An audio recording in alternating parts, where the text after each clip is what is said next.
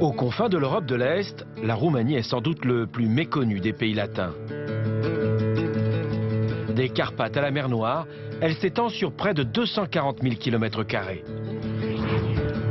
Jusqu'à la Seconde Guerre mondiale, c'est un pays de cocagne, une terre d'immigration pour de nombreux Européens qui viennent y cultiver des terres fertiles. Après 45 ans d'un régime communiste parmi les plus durs de la planète, la tendance est inversée. On compte aujourd'hui 3,5 millions d'habitants de moins qu'après la révolution de 1989.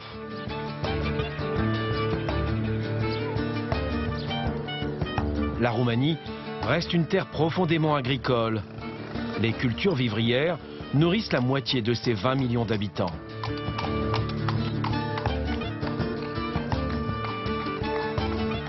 Frappé de plein fouet par la crise économique, ce pays, où le salaire moyen atteint à peine 140 €, se tourne de plus en plus vers l'Europe. Entrée au sein de l'Union, elle perçoit désormais des fonds structurels pour se moderniser. La Roumanie, c'est aussi une terre de mythes et de légendes, comme celle de Dracula, un seigneur de guerre sanguinaire de Transylvanie, qui inspira à Bram Stoker son personnage de vampire, suceur de sang. Aujourd'hui, les Roumains ont bien moins à craindre des croyances anciennes que des catastrophes naturelles qui s'abattent régulièrement sur le pays.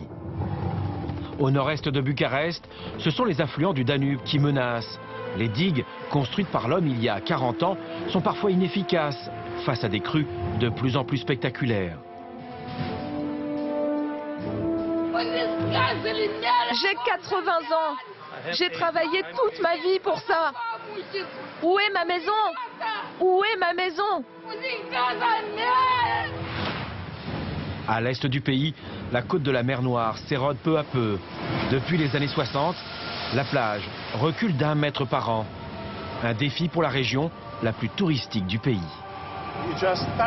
Regardez, c'est très parlant. Je touche à peine et ça s'écroule.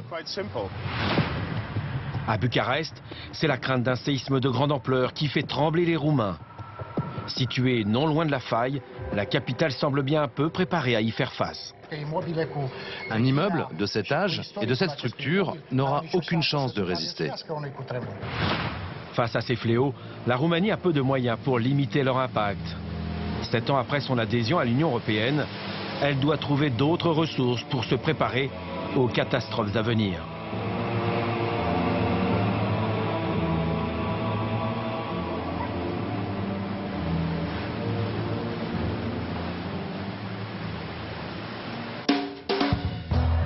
À 200 km à l'est de Bucarest, la Roumanie offre un visage moins connu que sa capitale, ou les Carpates. C'est la côte de la mer Noire. Une côte de près de 250 km qui s'étend du delta du Danube, au nord, à la frontière bulgare au sud. De part et d'autre de Constanța s'étendent des kilomètres de plages touristiques.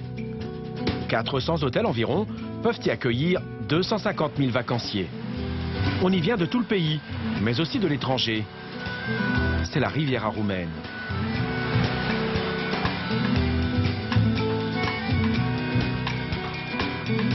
Mais depuis les années 60 et l'aménagement du littoral, le paysage s'est profondément modifié. Lentement, les plages reculent.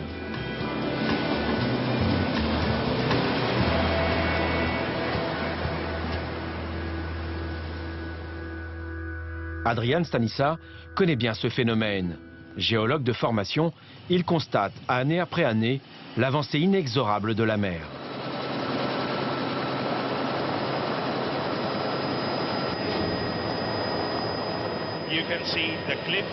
Comme vous pouvez le voir, la falaise s'est complètement effondrée. Ici, vous voyez le cap Tuzla avec son phare. Il a été construit il y a une centaine d'années. Et aujourd'hui, il est au bord de la falaise. Il va très certainement finir dans l'eau. C'est un bon repère pour se rendre compte de l'érosion de la falaise. Actuellement, nous survolons Éphorier, une station balnéaire très à la mode il y a 50 ans. Mais aujourd'hui, le nombre de touristes qui viennent ici a considérablement chuté en raison de la quasi-disparition des plages. Pour le géologue, cette forte érosion côtière a plusieurs explications. Il y a deux signes principaux du changement climatique ici. Le premier concerne la hausse sensible du niveau de la mer qui pourrait atteindre 1 mètre d'ici 100 ans, dans le pire des scénarios. Mais le second problème, qui est extrêmement important, c'est l'intensification des tempêtes. On prévoit une augmentation du nombre de tempêtes très puissantes et cela va affecter sérieusement la côte et accélérer l'érosion.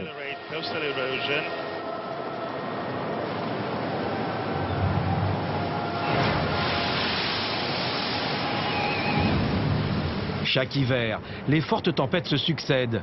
Les digues, censées protéger la côte, mais mal entretenues, ne peuvent rien pour retenir les flots déchaînés.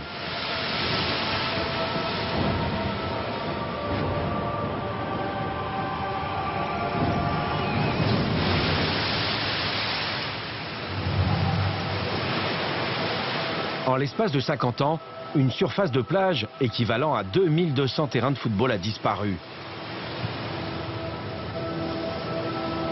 Un peu plus loin, ces blockhaus de la Seconde Guerre mondiale témoignent de l'avancée de la mer. Ils étaient à l'origine sur la falaise.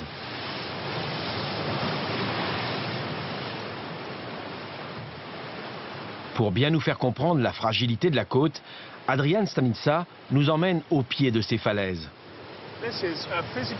Regardez, c'est très parlant. Je touche à peine et ça s'écroule. C'est ce qui se passe à grande échelle. Et croyez-moi, je ne m'amuserai pas à faire ça davantage parce que tout pourrait s'écrouler ici. Regardez là-haut. Vous voyez sortir les tuyaux d'évacuation et les fondations d'une ancienne maison. Les plagistes tentent bien de ralentir l'avancée de la mer pour préserver cette baie tranquille aux eaux claires. Mais leurs moyens sont dérisoires. Un hôtelier nous confie son dépit. Il préfère garder l'anonymat. Oui, on a mis ça pour se protéger. C'est tout ce que nous pouvons faire.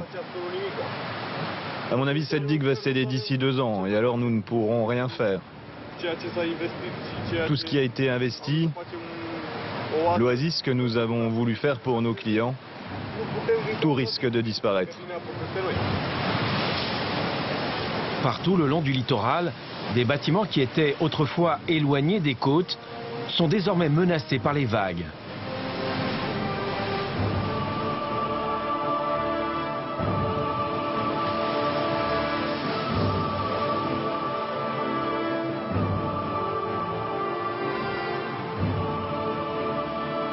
Pour l'expert, les changements climatiques ne sont pas les seuls responsables. Les immenses digues qui protègent le port de Constanța, le 4e plus grand port d'Europe, ont aussi leur part de responsabilité. Les sédiments qui à l'origine venaient du nord se sont retrouvés bloqués de l'autre côté de la jetée, puisqu'ils allaient dans cette direction. Il y a eu une redistribution des courants marins le long de la côte qui a considérablement augmenté le phénomène d'érosion. Pour Adrian Stanica, l'homme doit d'abord réparer ses erreurs. Seul un vaste plan de réaménagement des digues pourrait avoir un effet positif. À l'approche de la saison touristique, les plagistes se préparent. Ils doivent souvent reconstruire ce que la mer a détruit pendant l'hiver. 8 millions de touristes se rendent chaque année sur la côte roumaine. Mais les rares habitués que nous avons rencontrés ne cachent pas leur amertume face à cette côte en déliquescence.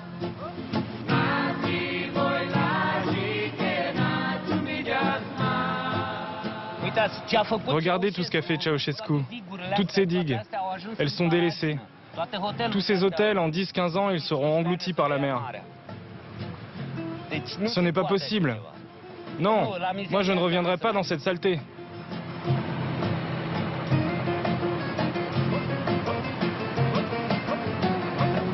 Pour préserver le tourisme, qui représente à lui seul près de 5% du PIB, l'État roumain a décidé d'agir.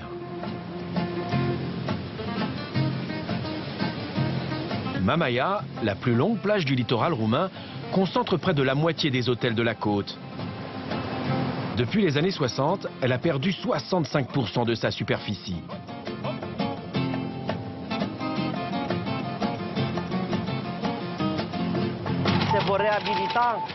Nous allons réhabiliter les 2 structures existantes que vous voyez, parallèles à la rive.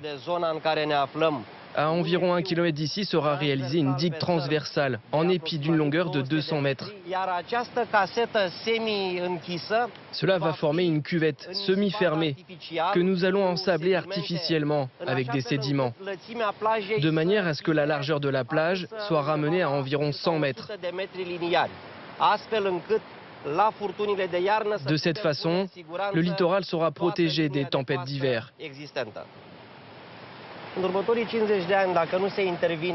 Si nous n'intervenons pas ici, d'ici 50 ans, la première rangée de bâtiments que vous voyez là sera détruite. En première ligne, il y a cet hôtel qui a pratiquement les pieds dans l'eau toute l'année. Il appartient à Georges Apostol. Il profite de la présence des 2 hommes pour les interpeller, car cette réhabilitation, il l'attend de pied ferme.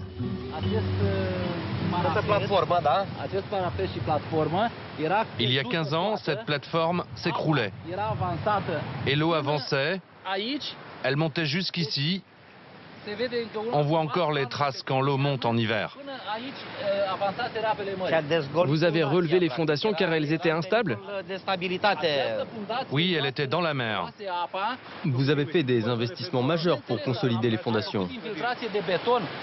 J'ai fait une infiltration sous le bâtiment avec mon argent, car je n'avais pas le choix. Et personne ne s'est impliqué jusque-là dans le projet. Nous espérons que dorénavant... Nous, les eaux roumaines, nous nous sommes impliqués. Il y a 10 ans? Il y a 10 ans, nous avons surveillé les niveaux, nous avons fait des études et après tous ces efforts, nous sommes arrivés à la phase d'accès à des fonds européens pour réaliser cet investissement. Le projet, financé en grande partie par des fonds européens, coûtera 170 millions d'euros. Moi, j'espère qu'en 2015, quand mes clients viendront ici, je pourrai installer des chaises longues et des parasols et qu'il y aura une réelle affluence de touristes dans cette région. C'était mon but quand j'ai investi ici.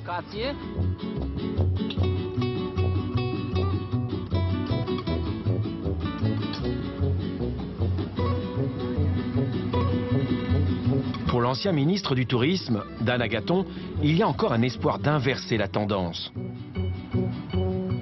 Ce n'est qu'un début. Ce qui manque encore, et qui a manqué pendant mes mandats de ministre, c'est une concertation globale sur l'érosion de la côte de la mer Noire. Il nous manque un programme national. Un programme national sur une durée de 10 ans qui aurait comme objectif que dans les années 2020-2025, la plage redevienne telle qu'elle était jadis, dans les années 70. Ces investissements auront-ils un effet durable? Derrière la création de nouvelles digues se cache la question de leur entretien. Il suffit de survoler la côte pour se rendre compte que de nombreux aménagements délaissés ont parfois aggravé les effets de l'érosion. Il n'y a pas que sur le littoral roumain que l'eau représente une menace. À 300 km au nord-est de Bucarest se trouve l'une des zones les plus sensibles au risque de crue. Le bassin du Siret inférieur, la plus grande rivière de Roumanie.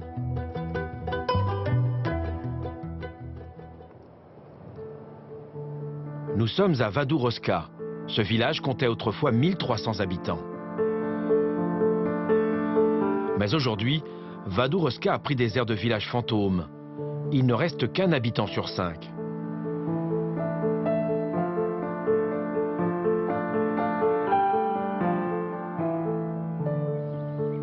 La responsable, c'est la rivière Siret qui borde le village. Liliana Zaharia enseigne la géographie à l'université de Bucarest. Depuis 2005, elle s'est rendue ici à de nombreuses reprises pour comprendre le phénomène qui a conduit à cette crue exceptionnelle. Vous pouvez voir ici sur le mur les traces laissées par l'eau il y a 9 ans. Ce sont des témoins clairs de l'inondation de 2005.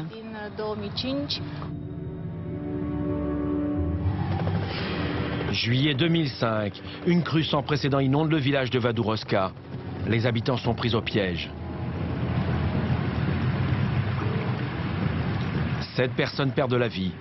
400 maisons sont détruites.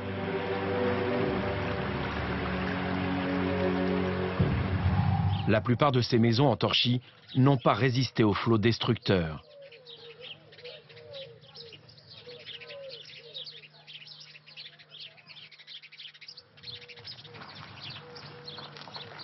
Liliana nous emmène ici à l'épicerie pour rencontrer des sinistrés qui ont décidé de rester, comme Valerica Radu. Bonjour. L'eau est montée jusque-là, l'horloge était sous l'eau. C'est impressionnant. Depuis tout ce temps, vous avez laissé cette horloge. À 8h moins le quart, elle s'est arrêtée. On voit marquer la date du 13 juillet 2005. Comment vous préparez-vous aux inondations? On ne se prépare pas, c'est Dieu qui décide, c'est la volonté de Dieu. C'est comme ça. On a un étage, on monte à l'étage. Valerica tient à nous montrer les images filmées par les télévisions à l'époque.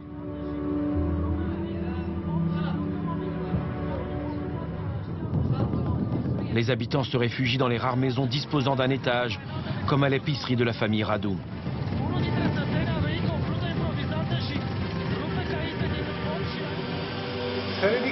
Ça me donne la chair de poule de revoir ces images. Tout était cassé. On ne savait pas où aller.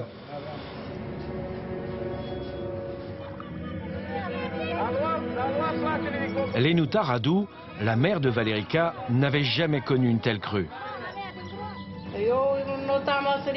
Quand j'étais petite, je nageais dans le Sirette. Non, je n'avais pas peur. J'ai jamais eu peur. Il montait jusqu'aux genoux, jusqu'à la ceinture, mais jamais comme ça en haut de la maison. Maintenant, j'ai peur. J'ai peur parce qu'il m'a tout pris. Mais heureusement, il n'a pas enlevé la maison. Depuis cette crue exceptionnelle, Valerica a pris ses dispositions. Ah, c'est ça, la voilà. Voilà, on a cette barque depuis 5 ans.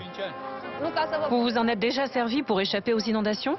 Non, pas encore. En cas de besoin, vous l'avez. Et oui, voilà. Si la famille Radu est restée, la plupart des habitants ont décidé de partir pour une zone plus sûre.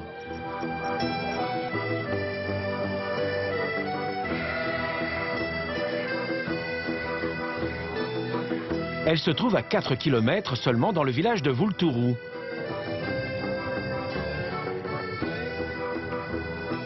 Ce quartier est sorti de terre quelques mois après les inondations. 200 maisons construites, telle une arche de Noé pour reloger les sinistrés après le déluge.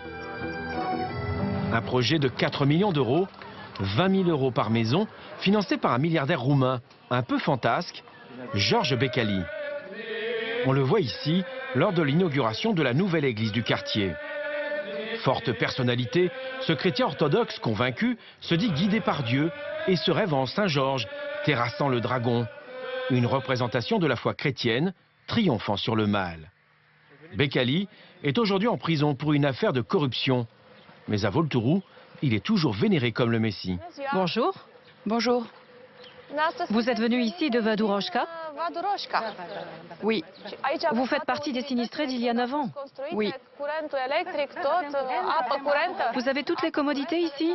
Eau courante, électricité? Oui, oui, on a tout. Il nous a tout donné, Becali, et maintenant, il est en prison. Oui, ici, l'eau ne vient pas. Là-bas, on avait toujours peur. Chaque fois qu'il pleuvait, on avait peur que l'eau du Sirette vienne. Et ici, on n'a plus peur. Preuve que les habitants s'y sentent bien. 9 ans après leur construction, la plupart des maisons sont aujourd'hui agrandies et embellies.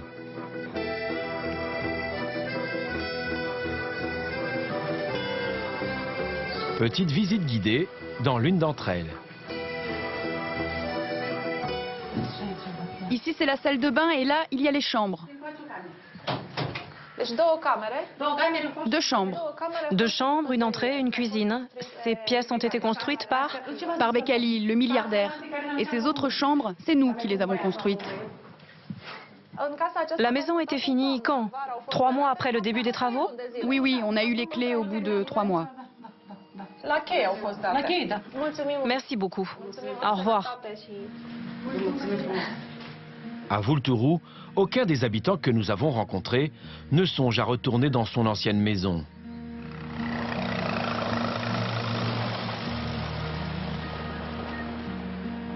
Les inondations de 2005 à Vadou-Roska ont d'autant plus surpris la population que le village était censé être protégé par des digues, comme celle-ci. Les digues qui ont été construites après 1970, y compris celles où nous nous trouvons, ont assuré leur rôle de protection et ont bien fonctionné jusqu'en 2005. On peut dire qu'elles sont efficaces en cas d'inondation et de crues de petite et moyenne ampleur.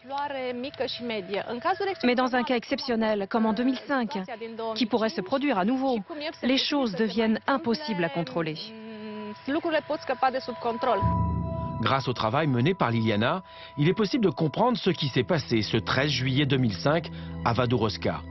Suite à des pluies exceptionnelles, le Siret et l'un de ses affluents, la Putna, entrent en crue. Les digues qui entourent les habitations sont rapidement submergées par le nord et par l'est. L'eau inonde alors le village ici en rouge et se retrouve piégée par la digue. Cette cuvette artificielle en forme de fer à cheval se remplit brutalement. L'eau par endroits atteint 4 mètres de haut. Un peu plus loin sur la digue sud, Liliana rencontre un habitant de Vadou-Roska. Ce jour de juillet 2005, il était là, sur la digue, et il décide de tenter l'impossible.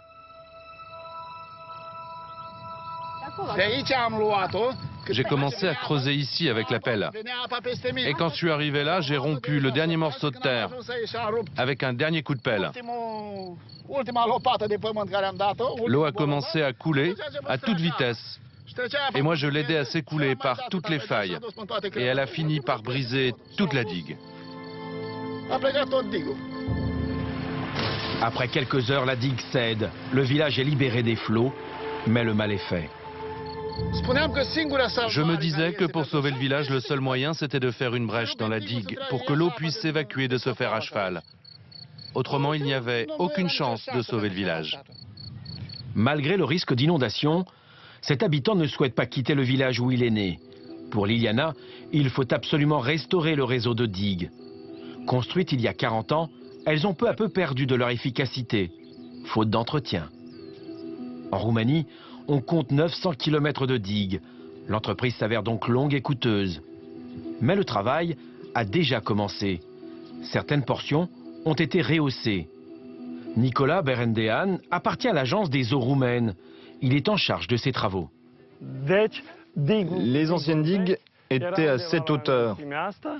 On les a surélevées de 2 mètres, 2,20 mètres sur toute la longueur.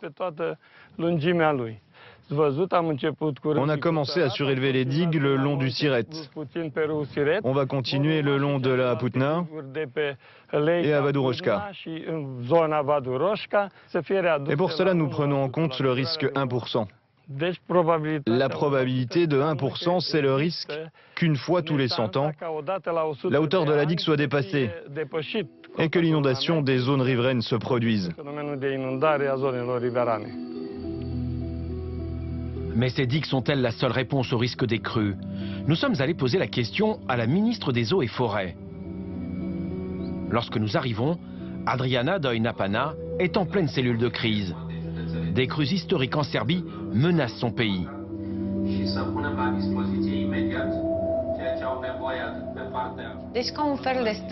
C'est une sorte d'état d'alerte sur l'ensemble du cours du Danube, depuis la frontière serbe jusqu'à la mer Noire, et qui concerne les digues.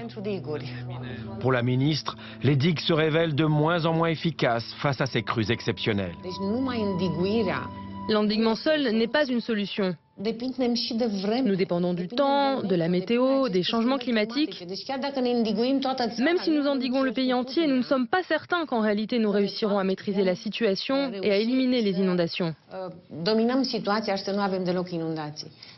Et pour nous, la priorité, c'est qu'il n'y ait pas de perte de vie humaine et que les dommages soient minimaux. Faute de mieux, l'État roumain finance pour l'instant le renforcement de ces digues. L'Union européenne a compris que pour qu'on puisse s'aligner sur la directive 60 de 2007 concernant les inondations, il fallait réaliser des travaux. Et donc ce projet a été accepté et financé, avec bien entendu un cofinancement par l'État roumain. Depuis 2005, la Roumanie a obtenu à 5 reprises de l'argent du Fonds de solidarité européen, presque toujours à la suite d'inondations. 110 millions d'euros au total pour financer des travaux d'urgence. Pour la représentante de l'Union européenne en Roumanie, le pays doit aussi compter sur lui-même.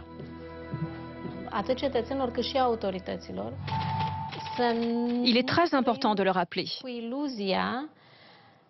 Il serait illusoire que les fonds européens et le partenariat entre la Commission européenne et le gouvernement roumain indiquant les priorités puissent se substituer à un plan national de réforme et de développement économique. Parce que l'Europe peut faire beaucoup, mais pas tout. Le message est clair, la Roumanie doit financer ses propres projets. Le long du Danube, à Islaz, la WWF a financé la restauration d'une zone humide.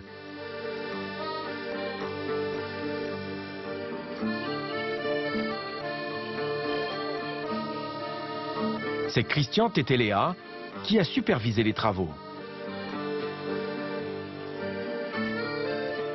L'un des objectifs de la restauration du lac de Gera-Iului a été de maintenir le niveau constant de l'eau pour diverses espèces d'oiseaux, comme le canard à tête rouge.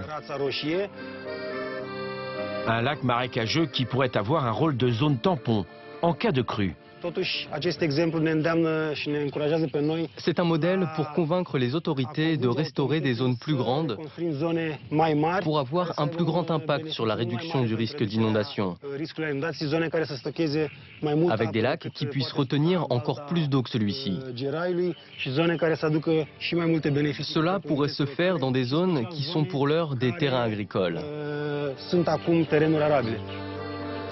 Le long du Danube, l'agriculture a peu à peu envahi les rives, asséchant ce qui constituait de larges zones inondables. Celles-ci permettaient de réguler le débit du fleuve. Revenir en arrière, pas facile.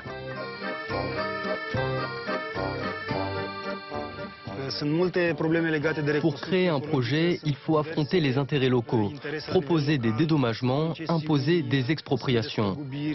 On doit avoir l'accord de toutes les parties et au final obtenir une décision politique pour que la réhabilitation écologique ait lieu. C'est une vraie décision politique d'allouer ces fonds aux mesures non structurelles.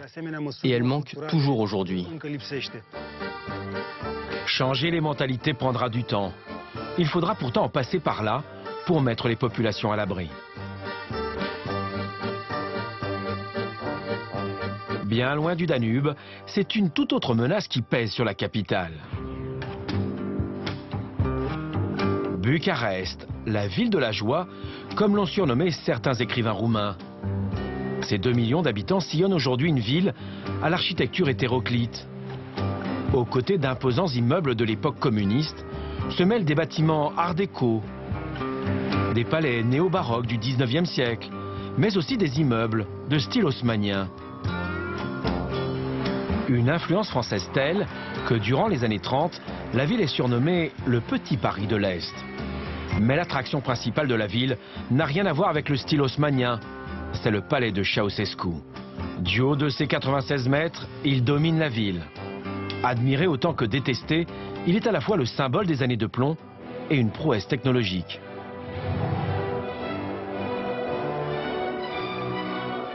Le dictateur Nicolae Ceausescu pose la première pierre en 1984. 5 ans plus tard, quand éclate la révolution, le bâtiment est quasiment achevé. Constantin Brânzoi est ingénieur en structure. Il se souvient des travaux pharaoniques de l'époque. Ici, c'était une colline qui a été entièrement creusée. On a construit les sous-sols et ensuite la superstructure. On peut voir la décoration somptueuse en marbre. Cette construction hors norme est le 2e bâtiment le plus imposant au monde après le Pentagone américain. Constantin Brânzoi nous accompagne au cœur de l'imposant édifice. Un décor surréaliste fait d'une succession d'immenses salons. 350 000 mètres carrés de pierres et de marbre sur 12 niveaux et 8 sous-sols. L'ancienne maison du peuple, le bâtiment le plus lourd de la planète, abrite aujourd'hui le Parlement. Si nous nous rendons ici, c'est qu'il a été construit selon des règles bien précises. Il n'est pas constitué d'un seul bloc. Les nombreux touristes qui visitent ce temple de la mégalomanie passent régulièrement d'une pièce à l'autre sans faire attention à un petit détail sous leurs pieds. La fissure, c'est ici. Ici, on peut observer l'espace entre deux tronçons. C'est un espace pour la dilatation sismique. La surface du bâtiment est très grande et la variété des formes a obligé les architectes et les ingénieurs en structure à diviser cette construction en plusieurs tronçons afin qu'en fonction des déplacements latéraux qui se produisent lors des sollicitations sismiques, il y a un espace suffisant pour que ces deux éléments de structure ne se touchent pas. À la jonction, les décorations s'abîment en raison des mouvements des deux blocs.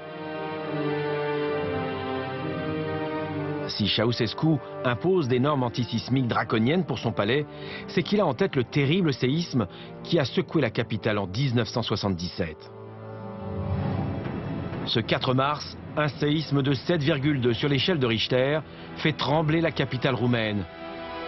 Près de 1600 personnes perdent la vie. Les dégâts sont considérables. 32 000 maisons et bâtiments sont rayés de la carte. Un traumatisme pour le pays.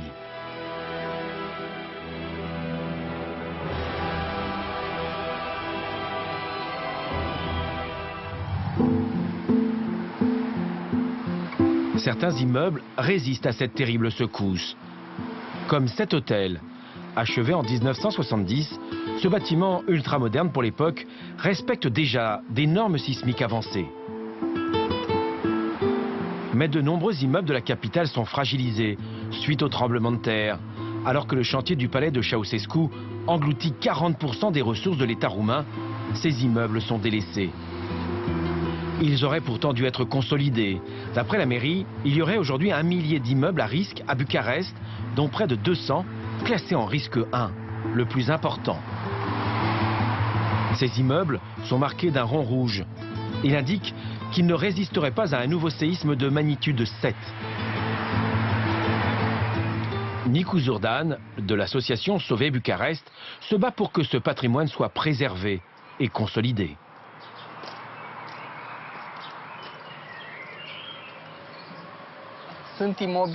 Cet immeuble est dans la même catégorie que beaucoup d'autres bâtiments de la même époque. Ce sont de hauts immeubles et ils sont très vulnérables aux risques sismiques que nous connaissons ici à Bucarest. Ce problème a été corrigé seulement pour les immeubles construits après le tremblement de terre de 1940. Des bâtiments classés en risque 1, construits entre 1860 et 1940, sont disséminés dans le centre-ville. Certains panneaux ne se voient pas au premier coup d'œil. D'autres, en revanche, sont en plein cœur de la ville. Comme pour ce cinéma situé sur l'un des principaux axes de la capitale.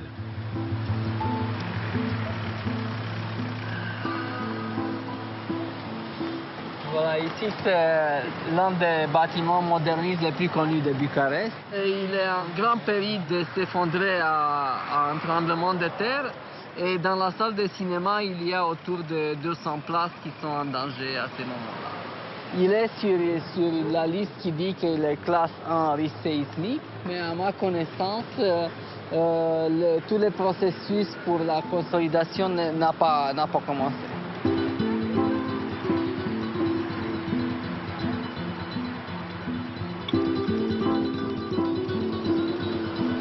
Nicu Zor nous emmène rencontrer un habitant de l'un de ces immeubles à risque. Il vit en permanence dans la peur de l'effondrement. Surprise, ici, aucun rond rouge n'est visible. Ici, là, tu vois, à gauche du numéro, il y avait un rond rouge. Les propriétaires qui voulaient vendre ou louer les appartements n'avaient pas intérêt à avoir ces ronds rouges.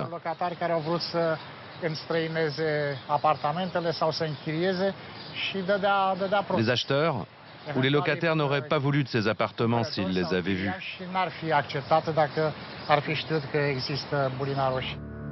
Il a été retiré en toute illégalité.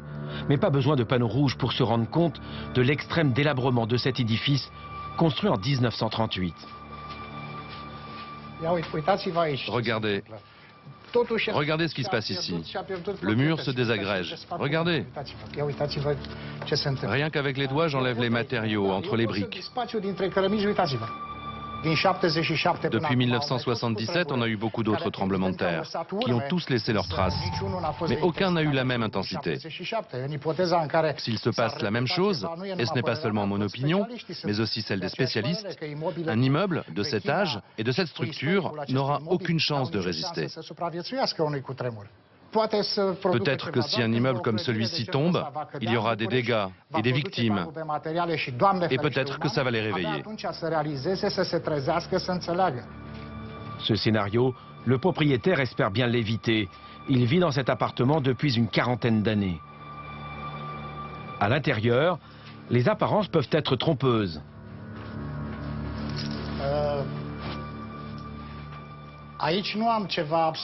Ici, il n'y a rien de très parlant parce qu'on a essayé à chaque fois de couvrir les dégâts. On a refait la peinture des murs. On a essayé d'entretenir cet appartement autant que possible. Mais il y a des endroits, par exemple ici, où il y a une fissure qui est apparue.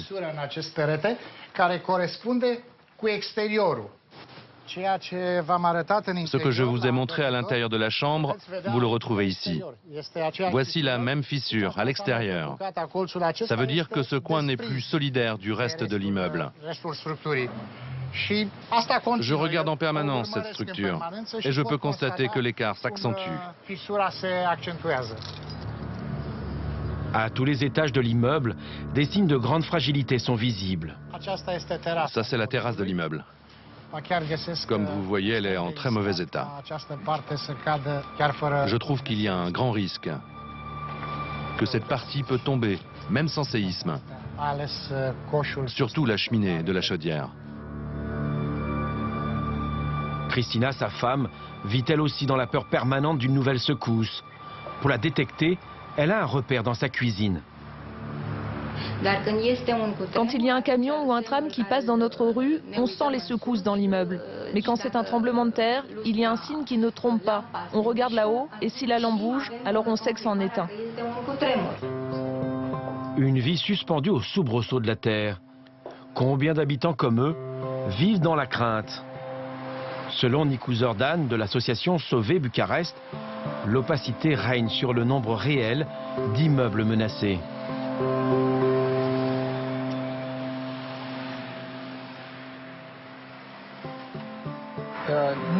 On n'a pas réussi au niveau de l'administration à vérifier tous les immeubles par rapport au risque sismique. Probablement que la liste sera plus longue, beaucoup plus longue. Pour lui, il faut consolider ces immeubles à risque et la mairie doit obliger les propriétaires à le faire. C'est le combat de son association. Depuis l'an 2000, seulement 37 bâtiments ont été renforcés.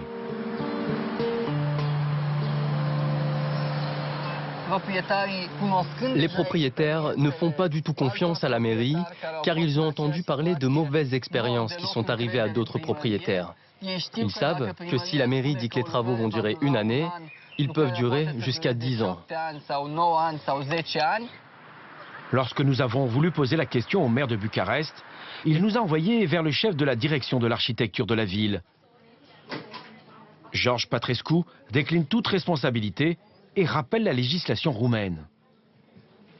Le grand problème qui se pose en Roumanie est celui de la propriété privée. 97% des habitations sont des propriétés privées. C'est une situation qui n'existe pratiquement dans aucun autre pays européen. C'est une chose de pouvoir intervenir sur des immeubles sociaux qui sont la propriété des autorités locales ou de l'État. C'en est une autre dans le cas de la propriété privée. Or, la loi roumaine prévoit très clairement que c'est le propriétaire qui est responsable de l'entretien et de la sécurité de son immeuble. Il est responsable devant la loi. Ce dont la mairie est responsable, c'est de l'espace public et des propriétés appartenant à l'État ou à la mairie. De mon point de vue, même si je risque de ne pas plaire, je pense qu'il serait convenable de procéder à une expropriation d'utilité publique en Roumanie. Mais cela a des résonances très communistes. S'il y a d'autres questions, Durant la période communiste, la propriété privée n'existait pratiquement pas en Roumanie. L'entretien des immeubles était pris en charge par l'État. 20 ans plus tard, la situation s'est totalement inversée. Quelques propriétaires ont décidé d'agir, mais ils sont bloqués par la copropriété. Dans l'immeuble de ce couple, 5 propriétaires sur 15 se sont opposés aux travaux qu'ils jugent trop coûteux. Près de 500 000 € au total pour tout l'immeuble. À la date où on a fait les évaluations pour notre appartement de 120 mètres carrés, le coût estimé de la consolidation était de 57 000 €. À titre de comparaison, leur appartement est aujourd'hui estimé à 40 000 €. Ils sont aujourd'hui dans l'impasse, car malgré le risque, ils ne souhaitent pas quitter leur domicile. On vit avec la peur ici. On pense très sérieusement à une autre alternative. Chaque jour, ou presque, on discute de ces alternatives. Mais malheureusement, l'appartement ne peut être ni vendu, ni loué, parce que ce serait un acte d'inconscience de notre part. Parce qu'on ne veut pas être aussi mauvais que les autres, ceux qui louent, en n'assumant aucun risque personnel, mais en laissant le risque aux gens qui ont loué. Chaque soir, on prie Dieu qu'il nous épargne un malheur pour notre famille et surtout pour notre fille qui est au commencement de sa vie. Elle mérite un sort meilleur, une maison plus saine, plus solide. Il y a un risque assumé. On espère juste qu'on ne sera pas à la maison quand ça va se passer. Nous n'avons pas d'autre solution.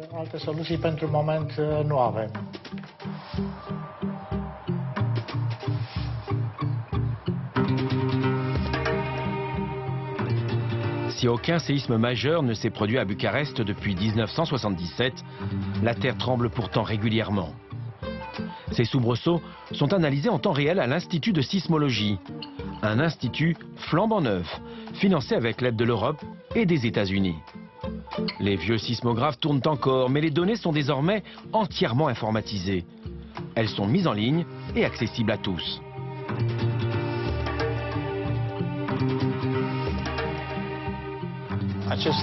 Ici, on est connecté au système d'information national et à toutes les télévisions. Comme cela, la population peut recevoir des données sur l'heure, la région, la magnitude, la profondeur et aussi le type de tremblement de terre. La population a accès à toutes ces données. Grâce à elles, tous les médias de Roumanie sont informés. Parce que les médias sont toujours très curieux de savoir quand aura lieu le prochain tremblement de terre. En Roumanie, la terre tremble 500 fois par an en moyenne, comme ce matin-là. Le dernier tremblement de terre a eu lieu ici, à Vrancea, quelque part par ici. Il avait une magnitude de 3, quelque chose comme ça. C'est sans importance. Les séismes qui menacent Bucarest proviennent tous de la même zone, la région de Vrancea. Elle est située à 250 km de la capitale. C'est là que se situe la faille sismique. Si les scientifiques ne peuvent toujours pas prévoir les tremblements de terre, ils savent que l'onde sismique met 30 secondes avant d'atteindre la capitale. Ils ont donc pu mettre en place un système d'alerte. Au moment où le séisme intervient à Vrancea, si la magnitude est plus forte que 7 sur l'échelle de Richter, le système entre automatiquement en fonction et l'alerte est transmise instantanément aux autorités locales et à celles de l'État. Si l'État roumain a investi dans un tel dispositif d'alerte, c'est que 30 secondes peuvent s'avérer cruciales pour évacuer un bâtiment, organiser les secours et sauver des vies. En 1977, le séisme avait fait plus de 1600 morts et 11 000 blessés. Mais qu'en serait-il aujourd'hui? D'après l'Institut national roumain des constructions, une secousse équivalente ferait aujourd'hui au moins 6500 morts.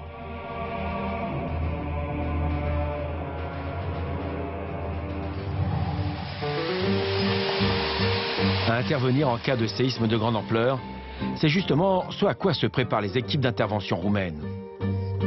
Pour s'en rendre compte, il faut aller à Târgu Mureș, en Transylvanie, de l'autre côté des Carpates. Ici, l'État roumain, avec l'aide de l'Union européenne, a investi massivement pour créer un centre de référence en matière de situation d'urgence. Après 6 ans passés comme secrétaire d'État à la santé, Raed Arafat, un médecin d'origine palestinienne, est aujourd'hui au ministère de l'Intérieur.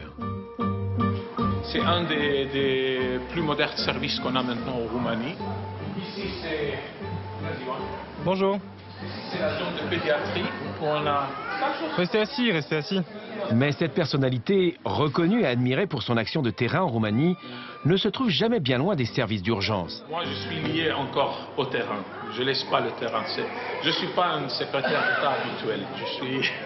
Je suis plutôt technique et je ne coupe pas la relation avec le terrain. Il faut voir qu'est-ce qui se passe. Il y a des fois que je fais la garde encore sur l'hélicoptère parce qu'il faut voir qu'est-ce qui se passe. En 1990, cet homme de terrain fonde le SMURD, le service mobile d'urgence de Roumanie. Il n'a eu de cesse depuis d'améliorer le travail des équipes d'intervention. On vient même de l'étranger s'inspirer de son travail. Ce jour-là, une délégation de Moldavie est venue voir son dernier investissement, un équipement de simulation. Elle assiste en direct à un exercice. Il est 10 h du matin. L'alerte est lancée. Un séisme de magnitude 7 vient de frapper une ville moldave. Pompiers, médecins, ambulanciers doivent réagir au plus vite. Combien tu as de victimes? Moi, j'en rapporte 39. Bien reçu? Affirmatif, on commence l'acheminement. Dans un décor totalement virtuel, chaque sauveteur doit prendre rapidement les bonnes décisions pour sauver des vies. Rue par rue, quartier par quartier, ils évaluent les zones à risque et identifient les victimes à secourir en priorité.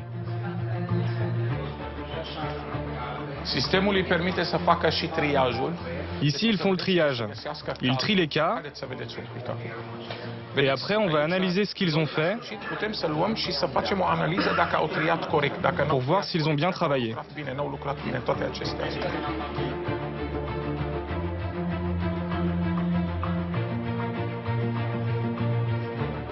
Dans la pièce voisine se trouve le centre de commandement.